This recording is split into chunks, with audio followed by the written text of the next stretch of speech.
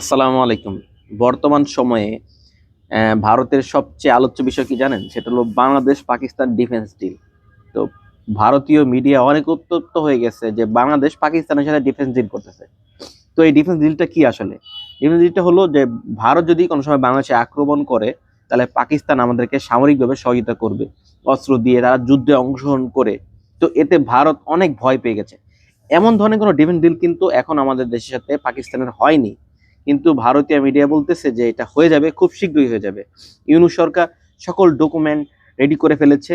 সামনে যে সরকার আসবে, নির্বাচনের পরবর্তী সরকার, তারাই মূলত এই ডিলটা ফাইনাল করবে। তো এতে ভারতীয় মিডিয়া অনেক উত্তপ্ত এবং এতে তাদের অনেক আতে ঘা লেগেছে। আচ্ছা, এই ডিফেন্স ডিলটা কেন দরকার আমাদের দেশের জন্য? এটা কি আসলেই দরকার? এটা কি কোনো লাভ না ক্ষতি রয়েছে? দেখেন, ভারত অনেক বড় একটা শক্তিশালী দেশ সামরিকভাবে। আমরা তাদের তুলনায় অনেকভাবে পিছিয়ে। ভারত চাইলেই কিন্তু আমাদের দেশের সাথে যুদ্ধ যে কোনো সময় লেগে যেতে পারে, আমাদের দেশের অনেক ক্ষতি করতে পারে এবং আমাদের দেশকে তারা একটা সময় চাইলে তাদের অঙ্গরাজ্য করতে পারে। তো এই যে আমাদের একটা ভয় কিন্তু আছে। এখন আমাদের কিন্তু একটা সামরিকভাবে একটা বন্ধুর দরকার এবং যারা আমাদেরকে সহযোগিতা করবে। তো আমাদের প্রতিবেশী কি আছে? প্রতিবেশী শক্তিশালী কি আছে? পাকিস্তানি আছে। তো বাংলাদেশ সরকার ডিফেন্সটা করবে কিনা আমি এই সম্পর্কে জানি না।